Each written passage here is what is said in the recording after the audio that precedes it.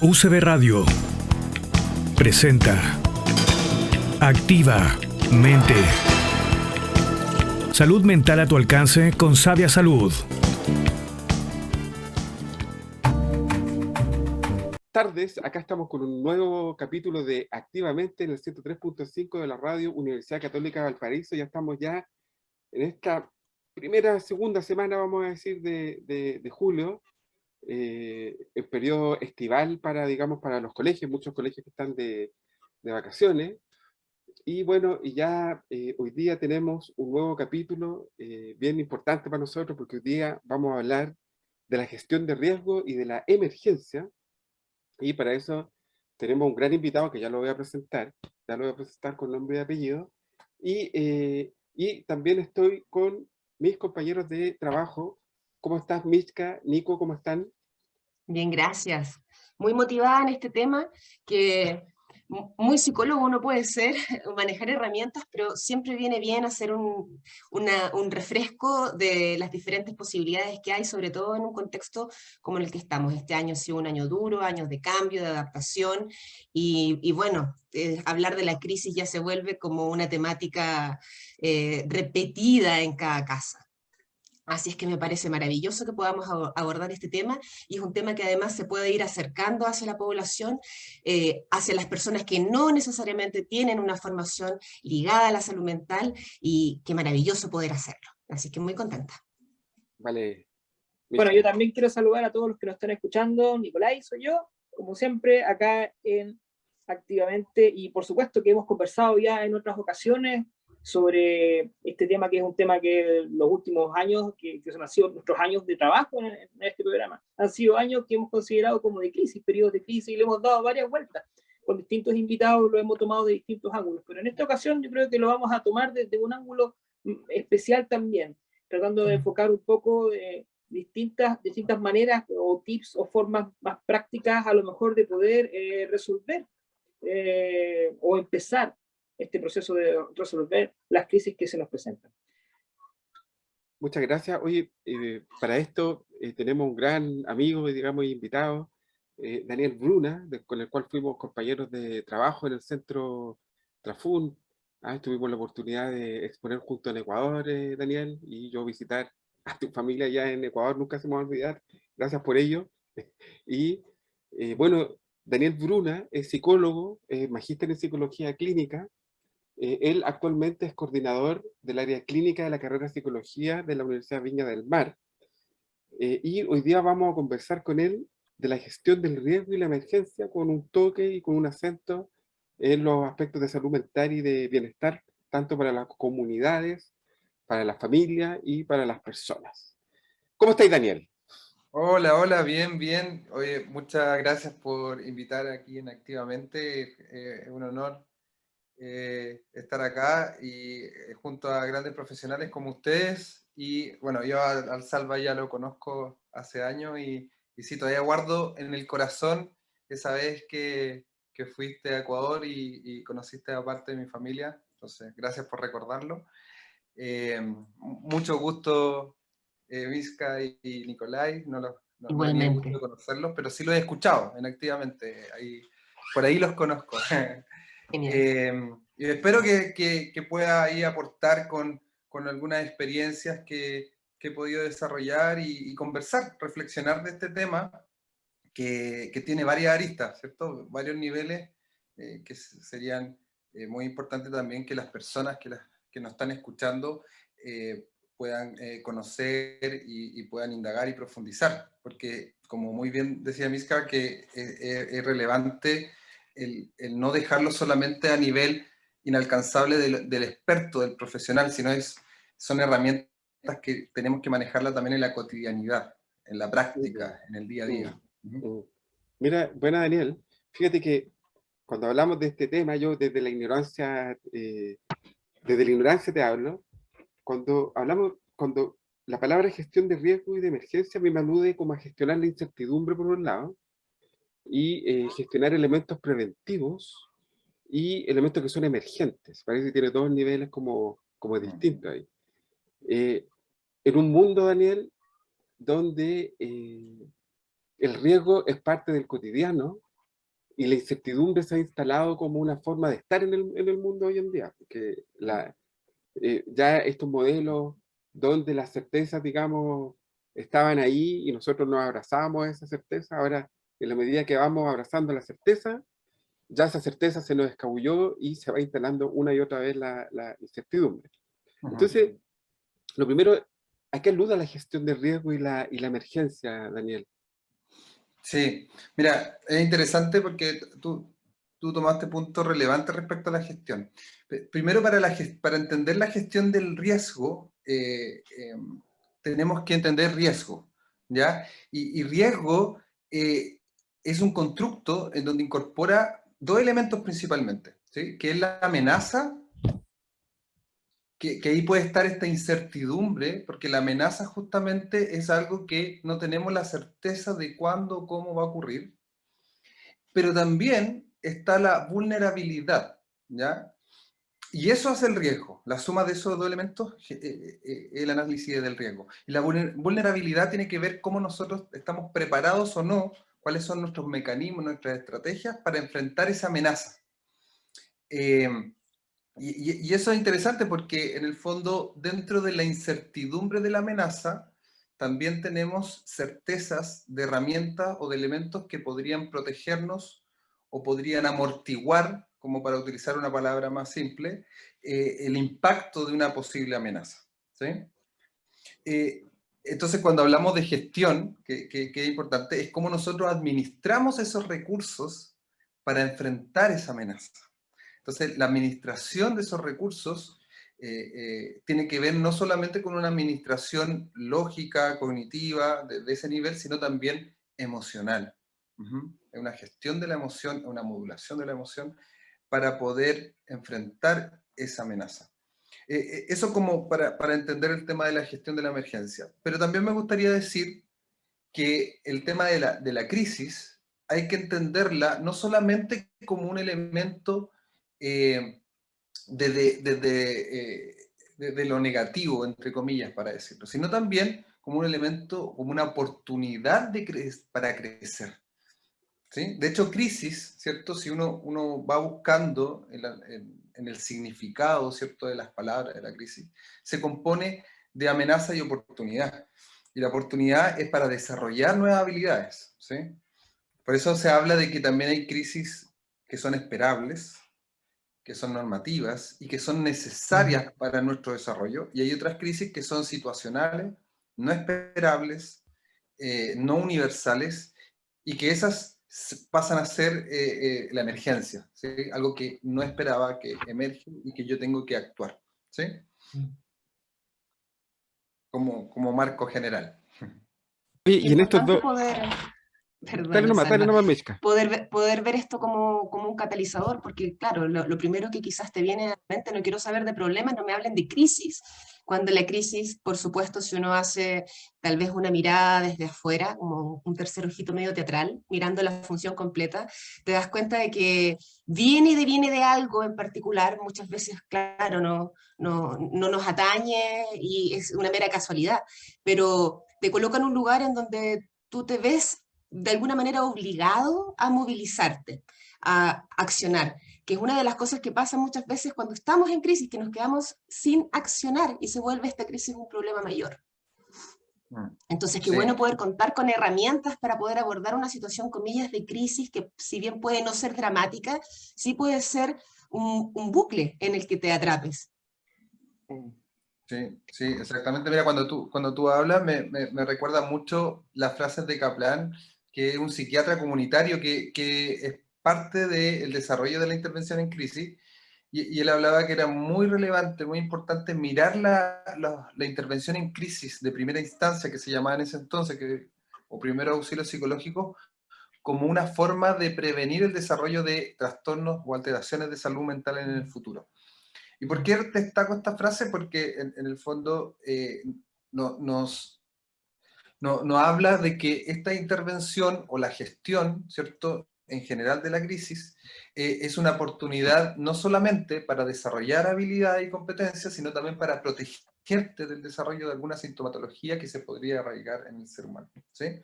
Eso por un lado. Y también es interesante otra mirada más postmoderna, que respecto a las respuestas, ¿cierto? De cómo a veces los discursos o las narrativas respecto a cuáles son las respuestas más adecuadas de la crisis, también son discursos dominantes. Y hay una frase ahí que me interesa respecto a una perspectiva narrativa que dice: todas las personas somos capaces de responder. Y cómo nosotros nos contamos esa respuesta también puede ser un impacto, un efecto en el bienestar de las personas. Entonces, cuando miramos esta escena teatral, voy a ocupar tu metáfora, y revisamos la escena anterior, sería bonito revisar ese guión desde una lectura, ¿cierto?, en donde podamos validar esa respuesta también como la respuesta más posible o lo mejor que pude haber hecho en ese momento. Y ese mismo relato también es de resignificación, de cuidado y de reparación, ¿cierto?, de lo vivido. Como para mostrar estas dos miradas, ¿cierto?, que una más clínica, ¿cierto?, desde la psicopatología, pero también una mirada desde el relato, ¿cierto?, de cómo podemos resignificar nuestras propias respuestas, ¿cierto?, y que nos podamos decir que toda respuesta es válida, ¿cierto?, frente a una circunstancia de crisis. Claro. Oye, Daniel, ¿es ¿Sí? posible, crees tú, vislumbrar de alguna forma cuáles son las crisis que se vienen? Yo lo pienso un poco desde la perspectiva de lo que nos toca ver en clínica, o sea, cuando nosotros atendemos a consultantes y uno va viendo ciertas tendencias que se van dando. Esto yo, por lo menos, a mí me ha tocado harto verlo como efecto de lo que, por lo menos en esta parte del mundo, yo estoy ahora en este momento en Suecia, y se vive como una casi post-pandemia. La pandemia no ha terminado, pero en muchos lugares se está viviendo básicamente como que sí. Se está digamos, abriendo comercios, se están abriendo, digamos, las posibilidades de viaje, se están reactivando una serie de sectores y eso está trayendo una cantidad de problemas súper grandes que son bien específicos también. Algunos son predecibles o han sido predecibles y se han ido más o menos imaginando desde mitad de pandemia, básicamente, un año y medio atrás, ¿ya? Pero hay otros que a lo mejor cuesta más verlos. O sea, ¿cuáles van a ser las crisis que se vienen, crees? ¿Y qué tan Sí. preparados crees tú que estamos para ellas? Muy buena pregunta. A ver, primero, uno podría tomar, ¿cierto?, elementos genéricos que fueron tal vez los que más predicción tuvieron. Yo me acuerdo que en la pandemia realizamos ciertas actividades académicas y justamente invitamos una vez a un psiquiatra durante la pandemia y hablamos de los trastornos que estaban más asociados al encierro, al tema de la incertidumbre, el tema de las dificultades respecto o el temor respecto a adquirir una enfermedad. Bueno, y ahí salieron en su mayoría los trastornos ansiosos, ¿cierto? Y efectivamente, si uno ve en la clínica, las consultas, ¿cierto?, respecto a trastornos de ansiedad han aumentado considerablemente. Entonces podríamos decir que esa predicción sí fue acertada, ¿ya? Sin embargo, también me acuerdo que en esa misma conversación referimos que Chile ya tenía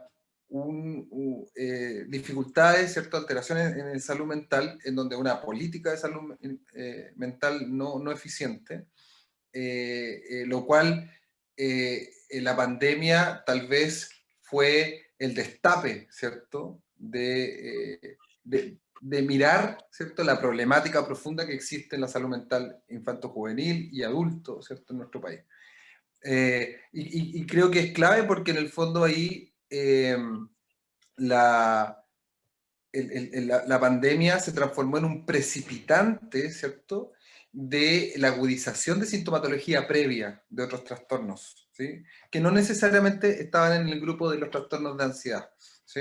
Y ahí podemos hablar, por ejemplo, incluso de brotes psicóticos, ¿cierto?, como un gatillante de un brote psicótico, consumo de sustancias, consumo problemático de sustancias de droga, y otros trastornos, ¿cierto?, de trastornos de ánimo, trastornos disociativos, y otro tipo de psicopatología, ¿cierto?, que ya existía en un sustrato previo, ¿cierto?, y que la pandemia fue el precipitante de ellos, ¿sí? Eso por un lado respecto a lo que se podría predecir, ¿sí? Sin embargo, nos encontramos ahora en el tema del fenómeno de los establecimientos de educación, el tema de la violencia, por ejemplo, ¿cierto?, que podríamos decir, podríamos categorizarlo colocarlo en un lugar respecto a una sintomatología, pero que también emerge como fenómeno social. Podemos hablar de control de impulso, trastornos disruptivos, pero emerge el tema social. ¿Qué pasó con la interacción durante la pandemia y cómo retomamos nuestra interacción y nuestras relaciones? ¿Ya? Principalmente o particularmente en niños que estaban en un momento vital, crítico, para el desarrollo de habilidades sociales. Y de repente retomamos la interacción y nos colocan en un aula con otros, donde ¿cómo era esto de relacionarse? ¿O es algo nuevo para mí? Entonces, esa crisis creo que fue la menos, que no tuvo una buena predicción, ¿cierto? Y que no la miramos como debíamos haber mirado anteriormente. Yo creo que esas son las crisis que vamos a ir viendo. Nuestra forma de ser sociales, que claro, que quedó sumamente trastocada con todo el encierro. Así es. Oye, vamos a la pausa. ¿Y con qué nos vamos, Nico? Bueno, vámonos con Level 42 y Lessons in Love. Y volvemos después de la pausa musical. Excelente.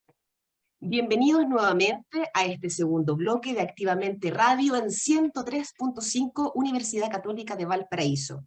Hoy día con Salvador Arredondo, Nicolai Soto, Mishka que les habla y Daniel Bruna, estamos conversando sobre gestión de riesgo y emergencia.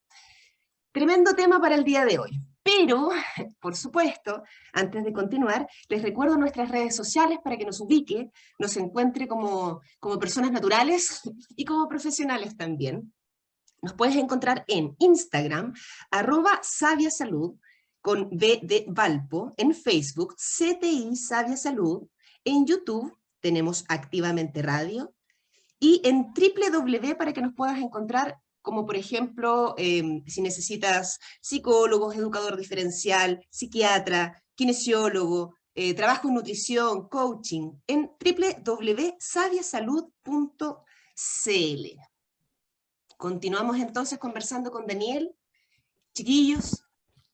Hoy estábamos aquí, bueno, estábamos conversando de la gestión de la emergencia y quedó te quedó como una idea por desarrollar respecto a la emergencia y los sistemas educativos, creo, Daniel.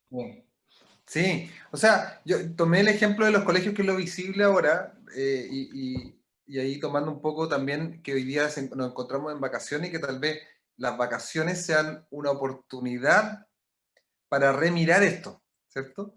Y decir, oye, aprovechemos estas vacaciones de cómo podemos generar en los establecimientos educacionales tal vez una instancia de conversación reflexiva con la comunidad educativa y ir mirando lo que ocurrió. Porque las crisis, cuando hablamos de gestión de las crisis y de la emergencia, estamos hablando también de mirar crisis pasadas y generar ahí un aprendizaje. Las crisis permiten aprendizaje. Entonces decir, oye, ya, tuvimos esta situación que retomamos, ¿cierto? La presencialidad en el aula. Y ocurrió todos estos fenómenos asociados a el maltrato, la violencia, dificultades en la relación, en la interacción. Miremos esto, generemos protocolos de cómo actuar en esta situación. Conversemos de esto, visibilicemos esto. Entonces, Daniel, una pregunta, quisiera preguntar algo, y en torno a esto mismo, por ejemplo, estamos ya focalizándonos un poco en todas las cosas que han sucedido, eventos que han sucedido en algunas instituciones educacionales, como para no solamente centrarnos en los colegios, porque en las universidades también hay situaciones de crisis importantes. Entonces, los funcionarios, los docentes, los paradocentes, por ejemplo, que están en relación directa con estas posibilidades de crisis, ¿qué competencias y habilidades, por ejemplo, bases se podría esperar? Yo podría quizás como docente decir, ok, ya, estas habilidades y competencias las puedo desarrollar o puedo reconocer si es que las tengo o no las tengo, qué me falta, solicitar de pronto apoyo a nivel disciplinar con mi equipo de trabajo. ¿Cuáles podrían ser? ¿Cuáles reconoces tú? Sí, sí, es muy importante tu pregunta, porque en el fondo es una pregunta que yo también, al ser docente universitario y coordinador, es algo que estamos mirando, ¿cierto? En donde hoy día nos encontramos con estudiantes, ¿cierto? En formación, y que su rendimiento, ¿cierto? Sus prácticas académicas están interferidas por temáticas de crisis, ¿sí? Y nos vamos dando cuenta de que tal vez los mecanismos de detección o de mirar al otro tiene ciertas dificultades, ¿cierto? Y tendríamos que desarrollar ciertas habilidades, ¿cierto? Tal vez de mentalización, de identificación, ¿cierto? De las emociones de un otro, Importante eso, ¿no? como primer elemento. Oye, La Daniel, calma, qué difícil.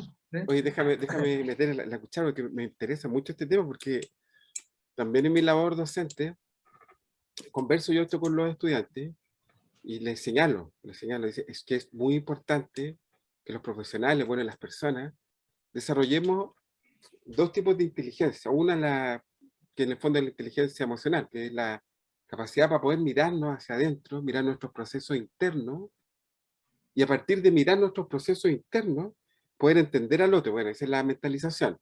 Pero también saber relacionarse con el otro.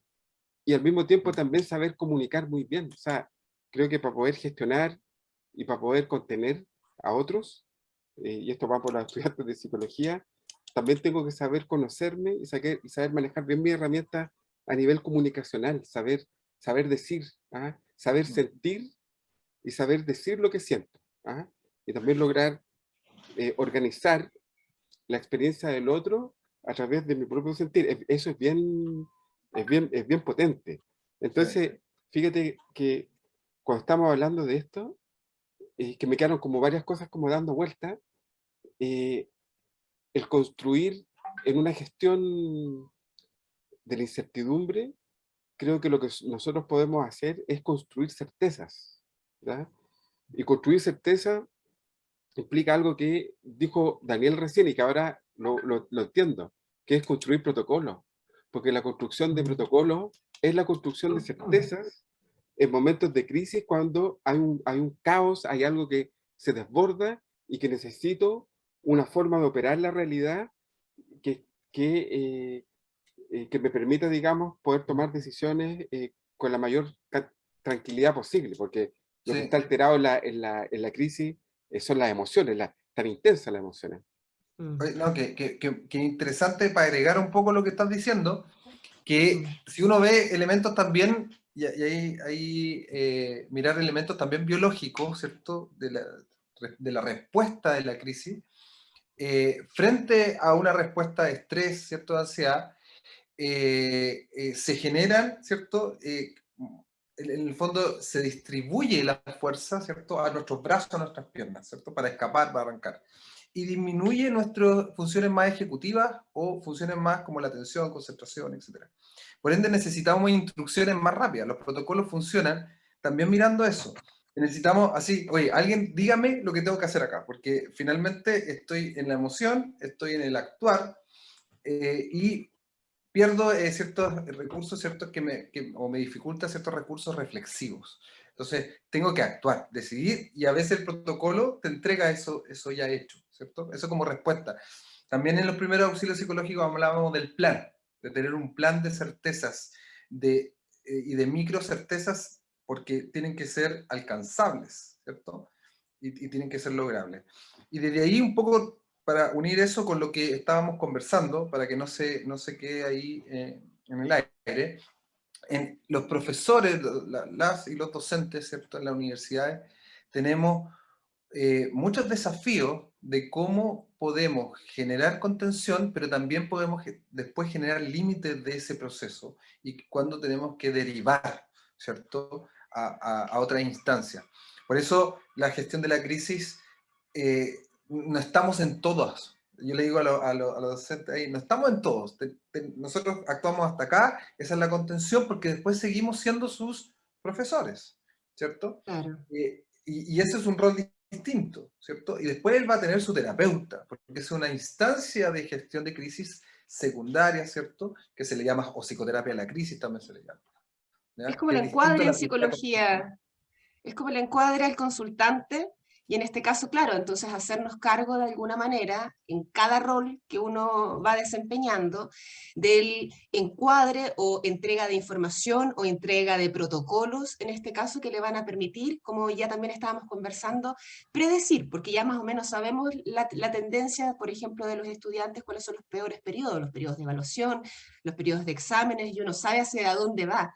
Y por supuesto sabemos que es ahí donde, por ejemplo, hay deserción, hay baja y hay conflictos mucho mayores que están ligados, por supuesto, a la salud mental. Entonces, qué útil me parece la reflexión de hablar de certezas y de protocolos como algo que quizás la palabra protocolo pueda sonar tan dura y tan seca, pero en realidad te puede dar una pauta completa para poder afirmarte en una situación compleja. Claro, o sea, son Sí, puntos de apoyo, son puntos de apoyo siempre, digamos, Claro. el protocolo es básicamente eso, es cristalizar un poco la esencia de lo aprendido en un grupo de experiencias previas. Y eso simplificarlo al máximo para que sea fácil de utilizar en el momento en que se presente una nueva contingencia, claro.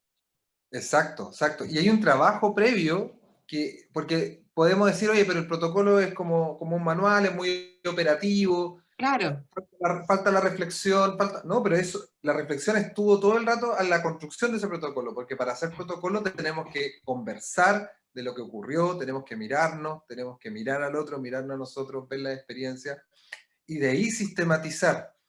Y de la sistematización recién operacionalizarlo, bajarlo en acciones concretas. Pero el trabajo anterior es de un espacio reflexivo potente.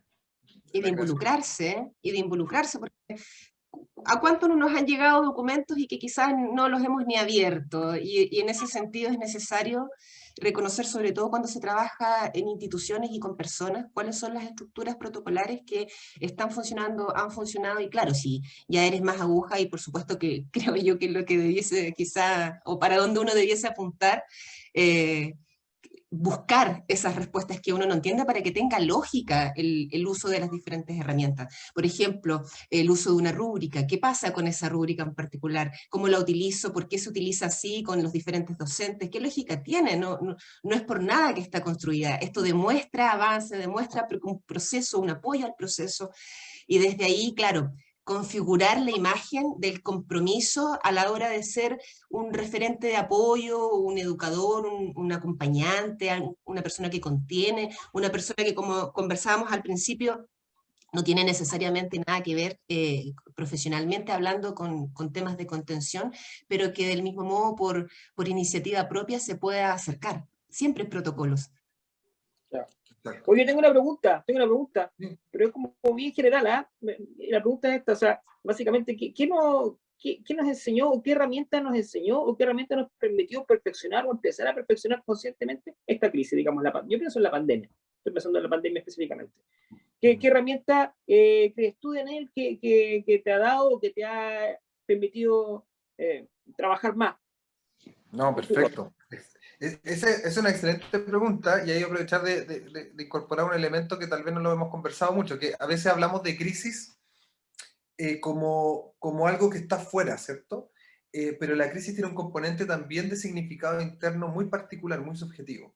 Y lo que puede ser crisis para ti, para mí es totalmente distinto, puede ser que no sea una crisis.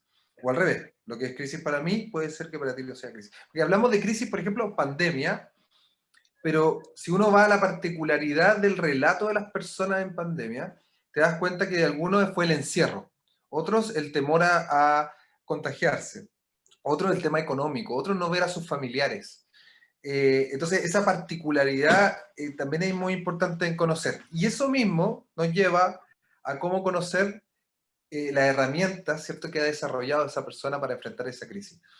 Y ahí particularmente hablar así como muy personalmente, yo recuerdo que la terapia online o la teleterapia para mí era algo que no le encontraba sentido. Tenía argumentos técnicos, clínicos para poder decir esto no tiene sentido, algo que éticamente lo cuestionaba, yo me acuerdo, así como que lo veía muy lejano. Y yo creo que la crisis y la pandemia me mostró que fue un salvavidas importante en cuanto a procesos terapéuticos, personas que necesitaban procesos terapéuticos, que derribé varios prejuicios respecto a la teleterapia y logré ver muchas ventajas, ¿cierto? Potencialidades respecto a poder continuar o monitorear procesos de personas que ya no se encontraban físicamente próximas a la consulta. Entonces, pasó a ser de algo que yo lo veía como algo negativo, pasó a ser un recurso terapéutico. Entonces, eso particularmente fue un aprendizaje, ¿ya? Pero también otras personas me han hablado en lo académico, que nunca habían usado tecnologías para hacer clases. Hoy día regresamos a presencialidad y ya está el Canva, el Haku, y todas estas aplicaciones para hacer las clases mucho más interactivas. Eso, y lo desarrollaron ¿cómo? Por la pandemia. Bueno, personas también que empezaron a reencontrarse con el estar en la casa. También me ha tocado en los relatos en las consultas eso, decir, oye, ¿sabes qué? Después de la pandemia como que valoro mi espacio en la casa y logré construir un espacio que no tenía, porque antes yo salía de la casa a trabajar y volvía a dormir y listo, pero hoy día no, mi casa es un lugar, un espacio que es para mí, y por ende lo tengo que cuidar, tengo que generar, y eso lo desarrolló en la experiencia de la crisis. Entonces, esa particularidad van haciendo de cómo también, cuáles fueron las estrategias, ¿cierto? Las habilidades que se desplegaron frente a una crisis particular de esa persona. Bien interesante. Hoy estamos ya al tercer bloque ya. Acercándonos a la pausa. Yo creo que nos vamos a una pausa, aprovechamos de hacerla ahora, y volvemos con el tercer y último bloque de nuestro programa para seguir compartiendo, escuchando y conversando con Daniel sobre todos estos interesantes temas. Bueno, acá volvemos con el tercer bloque y último de Activamente en el 103.5 de la Radio Universidad Católica de Valparaíso. Acá estamos con el psicólogo clínico Daniel Bruna, hablando de la gestión de la crisis y la gestión de la emergencia. Oye, Daniel, un poco ya como enfocado en nuestros auditores y en lo que tenemos que hacer en un momento de una crisis. Muchas veces en las comunidades de trabajo se piensa que la contención emocional en una crisis, ponte tú, no la puede llevar cualquier persona o nos asusta, o se asusta a la persona al momento de contener emocionalmente. Y yo en muchas comunidades escucho frecuentemente, no, es que no tengo los conocimientos, lo ponen como a un nivel de conocimiento para poder generar una contención en crisis. Entonces, yo te quería preguntar, Daniel, ¿quiénes pueden contener una crisis? ¿Cómo podemos contener una crisis en una situación emergente? ¿Cómo se pueden distribuir esos roles? ¿Cómo se puede hacer esto, Daniel? Sí, perfecto. A ver, primero que los primeros auxilios psicológicos, ¿cierto? Que es la instancia más próxima a la crisis, no tienes que tú tener una formación de psicóloga, psicólogo, psiquiatra previa, ¿ya? O sea, cualquier persona que tenga ciertas habilidades, ¿cierto? Tenga cierta preparación, entrenamiento en primer auxilio psicológico, la puede realizar, ¿ya? Eso es importante porque las capacitaciones que yo he realizado, por ejemplo, en hospitales, establecimientos educacionales, participan desde los ejecutivos, directivos, ¿cierto? Los que están en lo operacional, los que están en aseo, los que están en la cocina, los administrativos, o sea, todas y todos participan, porque todas y todos tienen que actuar frente a una crisis de primer auxilio psicológico, ¿ya? Que es la primera instancia. Entonces, eso primero que decir, ¿ya? Sin embargo, yo creo que hay una pregunta mucho más importante que los conocimientos profesionalizantes, que es la pregunta que uno hace, que a veces le hacen a alguien en un avión, cuando uno se compra el pasaje más económico en el avión, en la salida de emergencia, y llega el asistente de vuelo y te pregunta, ¿usted sabe dónde está sentado? No, esta es la salida de emergencia. ¿Usted sabe lo que tiene que hacer? No, explico, mira, hay un folleto, usted tiene que abrir la puerta y dejar que en una situación de emergencia, tiene que dejar que todas las personas salgan del avión. Y después usted sale del avión, ¿sí? Y ahí uno se pregunta, ¿yo seré capaz de hacer esto? ¿Cierto? Esa es la primera. ¿Quién soy yo? ¿Soy el que me quedo, abro la puerta o soy el que abre la puerta, salgo yo y que se arreglen los demás.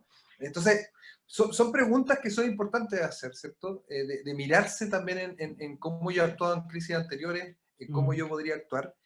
Y desde ahí, en esa pregunta que yo creo que es ética también, disponer o ponerse en disposición para poder realizar recién allí las acciones de entrenamiento y las acciones de respuesta a la crisis. ¿Ya? Eso es como previo a los primeros auxilios psicológicos. Y el PAP, que se le llama, ¿cierto? Primero auxilio psicológico, no a muchos les gusta que le diga PAP, pero creo que te da pasos muy concretos respecto a ciertas instancias de la crisis, ¿cierto? Que Sí. es importantísimo, el primer contacto, ¿cierto? El ver el contexto en el cual estoy, porque muchas veces el contexto son estímulos que son mantenedores de la crisis. Entonces, identificando que en el contexto no hay precipitantes, no hay mantenedores de esa crisis, puedo yo buscar un lugar, una zona segura para hacer la contención. Si Como no, la naturaleza y la gravedad de la crisis. exactamente, exactamente. Teniendo eso, ¿cierto? Pues el contacto es muy relevante. Y cuando hablamos de contacto, muchas personas dicen, pucha, pero si yo no conozco, porque a veces una primera instancia en crisis te toca en cualquier parte. Si no hay un vínculo previo, ¿sí? Es importante tener, ¿cierto? Ciertas habilidades comunicacionales, ¿cierto? No verbales, que expresen al otro que tú estás ahí. Y muchas veces no es necesario hablar. Aquí lo importante son niveles más analógicos, más que lo digital, más que el contenido de lo que yo converso, sino lo analógico en esa relación. La corporalidad, la posición de mis manos, el tono de voz, ¿cierto? La mirada, que la otra persona sepa que hay un ser humano contigo. Entonces, eso es como que hay que decir, ¿cómo la otra persona puede notar que yo estoy ahí y que la estoy acompañando en esta situación? ¿Sí? Claro, de repente Que creo son que... cosas tan pequeñas como el gesto, por ejemplo, asentir con la cabeza o un "Ujú, claro, te escucho, te entiendo, te comprendo". Pequeñas aseveraciones entre medio que también den pie a que la otra Eso, persona se sienta eso es parte de la escuchada. escucha activa, digamos. Claro. Tan importante, Escucha oye, activa. tan Escucha importante, activa.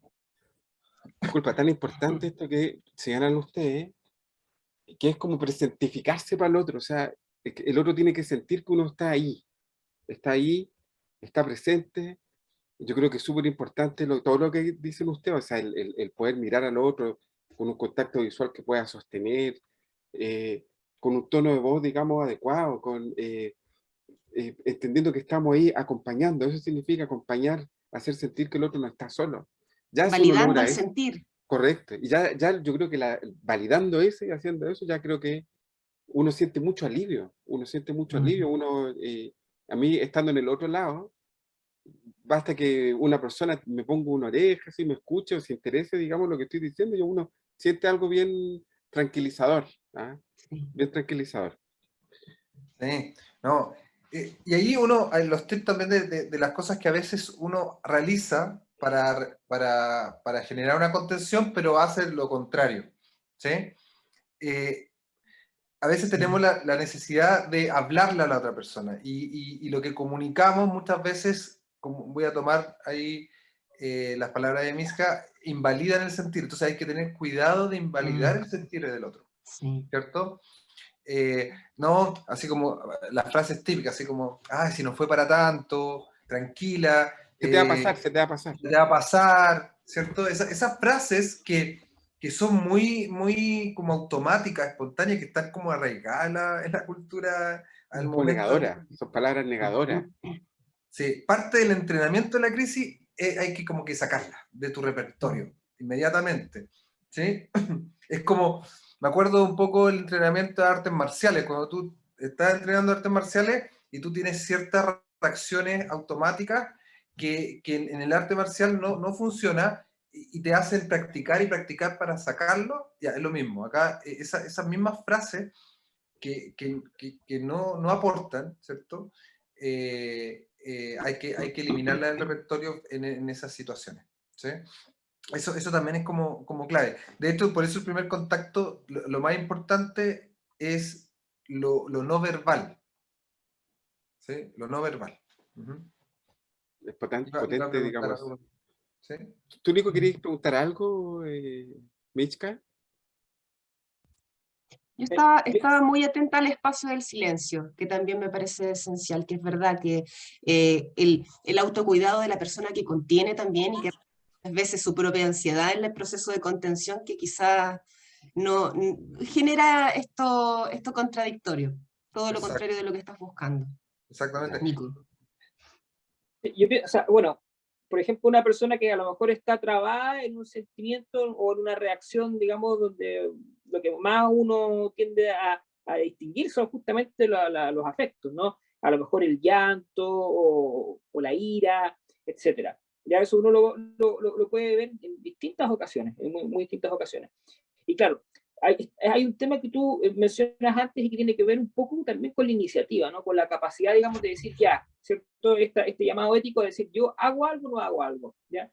Pero para eso se requiere justamente, pienso yo, tener previamente digamos, la capacidad de saber cómo reaccionar. Entonces, digamos, para no hacer las cosas peor o para no, digamos, decir y empeorar las cosas, digamos, a lo mejor con frases o formas de contención aprendidas que al final no aportan demasiado.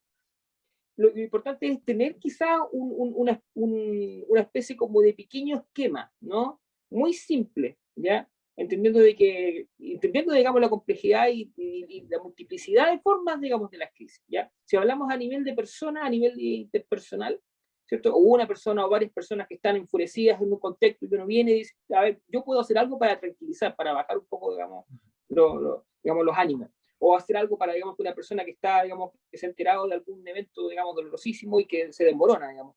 O sea, básicamente, o sea, ¿cuántas etapas hay o cuáles son esas etapas? ¿Son siempre las mismas, básicamente, o dependen totalmente, digamos, del tipo de crisis? Dependen también de si es individual o colectivo, si es una persona a la que uno va a tratar de contener o si son varias. O el género y la edad, Claro, o la sea, etapa del desarrollo.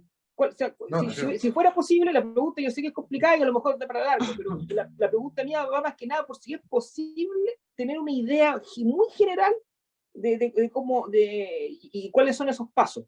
Sí, mira, estas etapas que estamos hablando son como los principios. Sin embargo, eso hay que aterrizarlo. Esto es como, es como la metáfora típica del mapa y el territorio. ¿Sí? Lo que hablamos, ¿cierto? De la preparación, primero de la pregunta, ¿cierto? Si yo soy capaz de hacer, la preparación, el primer contacto, faltan otra etapa, que está la etapa ventilación emocional, ¿cierto? Está la etapa de la gestión de red, que es la derivación a otros, Claro.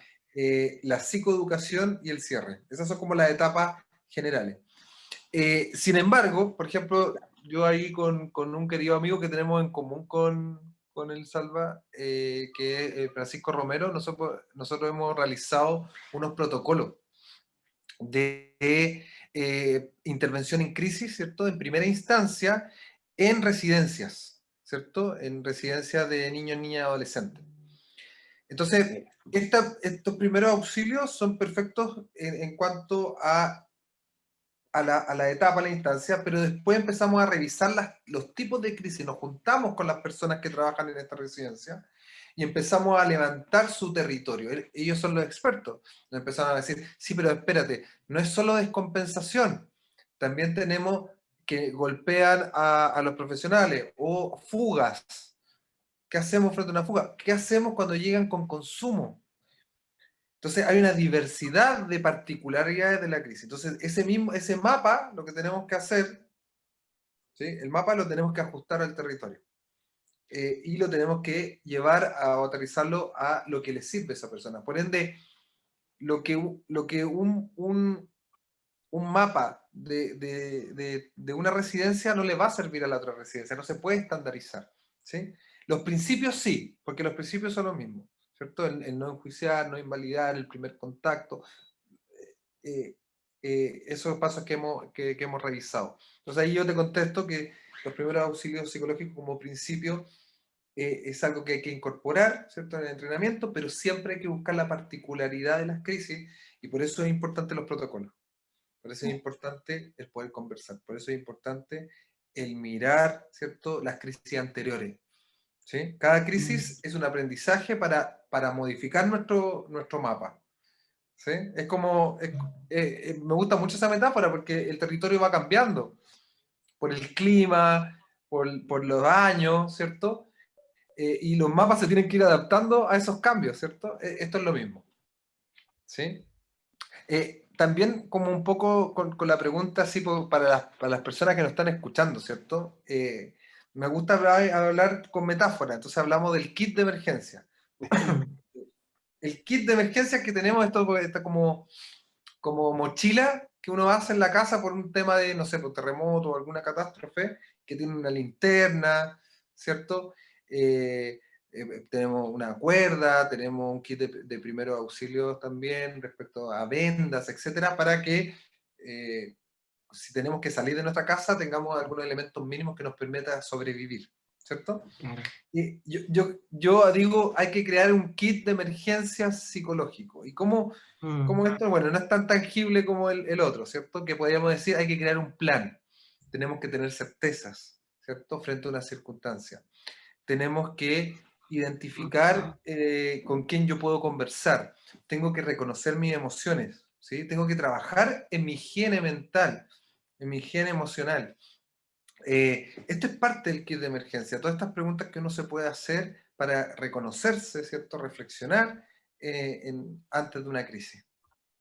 Es necesario lo que tú estás comentando porque, de nuevo, nos lleva como personas a involucrarnos, a hacernos cargo, porque de otra manera y solo por mera voluntad esto no lo vamos a tener a disposición. Nos bloqueamos muchas veces, quizás de esta escucha que hemos tenido hoy, nos van a quedar cosas dando vuelta, pero finalmente es también quizás una invitación a reconocer qué tan próximos estamos a situaciones de riesgo, qué tanto cargo nos queremos hacer y nos sentimos también capaces de hacerlo, cuánto creemos que puede ser necesario también formarnos en estas habilidades, que podemos encontrar espacios de formación que son al alcance a nivel social, entendiéndolo así también, porque es re difícil estar formándose de forma constante, pero hay talleres económicos, hay lugares donde se puede de pronto optar a este aprendizaje para que finalmente tengamos una ruta y no sea tan ansiógeno todo este proceso que, como bien dices tú, está lleno de incertidumbres que pueden volverse certidumbres bajo una pequeña estructura previa. Exacto, ¿no? Y ahí no quería terminar este programa, decir un poco el proyecto en cual yo estoy realizando, Sí, por que es favor. el semillero en primero auxilio psicológico de la Universidad Viña del Mar, en la Escuela de Ciencias Jurídicas y Sociales, ¿cierto?, de la universidad, en la carrera de psicología. Estamos creando un semillero, una cuadrilla que va a ir a la comunidad justamente a realizar estos primeros auxilios psicológicos. Nos estamos entrenando y preparando a estudiantes de distintas carreras para formar estas cuadrillas, para hacer un aporte en la región, ¿cierto? Y también después configurarse en un diplomado. Entonces, no podía no decirlo, ¿cierto? Este proyecto lindo que tenemos ahí en la carrera de psicología Excelente. de la Viña del Mar. Excelente y muy estimulante aquí activamente en el 103.5 de la Radio Universidad Católica de Valparaíso. Ya estamos llegando al final del programa. Así es. ¿Con qué nos vamos? ¿Con qué te vas, Mishka? ¿Con qué te vas, Nico? ¿Con qué Nicolai, ayúdanos, por Nicolai. favor. ¿Con qué nos vamos hoy día? ¿Con qué te vas? O sea, bueno, palabra un poquito al cierre. Primero quiero darle las gracias, lógicamente, a Daniel. Creo yo que, bueno, esto último, sobre todo, que tú estás diciendo, ojalá algo que pueda ver la luz bien, digamos, que podamos enterarnos básicamente a un público mayor de cómo le ha ido ese proyecto, cómo se sigue implementando, porque claramente es muy, muy, muy necesario que contemos con estas experticias mínimas, con estas competencias mínimas como para tratar algo que en el fondo es algo que vamos a ver constantemente, que es personas, digamos, grupos humanos, individuos que necesitan algún tipo de contención para evitar, digamos, que sentirse peor todavía, digamos. Y eso creo yo que es fundamental verlo, digamos, en esos términos tan sencillos. O sea, imaginarse un botiquín, un kit, creo yo que es algo que realmente es muy, muy práctico y que ojalá tenga la difusión que merece. Sí, seguir, por supuesto, como lo hacemos también en Sabia Salud, con Activamente y otras cosas más que hay ligadas también a nuestro trabajo, Daniel, con el proyecto que nos acaba de señalar, como una invitación a los profesionales un poquitito más abierta, que si todos los profesionales pudiésemos colocar un poquitito de nosotros en este trabajo, libre de los costos, por supuesto, pensando en el apoyo a la comunidad, pucha que habrían cambios sociales importantes, así que la dejo ahí. Movámonos, sigamos moviéndonos. Muchas gracias. Bueno, yo profundamente agradecido, Daniel. Creo que este programa que está siendo escuchado ahora va a servir mucho y bueno, también este programa va a quedar grabado para que las comunidades universitarias o las comunidades, digamos, que estamos interesados en la salud mental y en la emergencia, puedan escuchar este bello programa. Muchas gracias, Daniel. ¿Con qué te vas? Haz el cierre, pues, y después Nico hace el cierre. Déjanos la canción. No, yo quiero agradecer en verdad esta invitación y me voy con mucho aprendizaje, porque al conversar con ustedes, uno con estas preguntas, con esta retroalimentación, en este programa muy grato, que una conversación ahí me sentí muy cómodo, me voy con desafíos, con aprendizaje y con más ideas todavía. Entonces, agradecerle en verdad de esta instancia, ¿cierto? Y me voy con nuevas sensaciones, ¿cierto? Como dice la canción, que ahí se lo dejo de regalo, pero que lo presente ahí Salvador, por favor, le doy el mérito, porque es un regalo, es una canción que me dijeron, oye, presento una canción, la busqué y creo que puede representar el cómo me voy. Muchas gracias. Cerramos entonces con New Sensation de Inexcess. Y hasta la próxima semana. Buen domingo. Abrazos. UCB Radio presentó Activa Mente. Salud mental a tu alcance con Sabia Salud.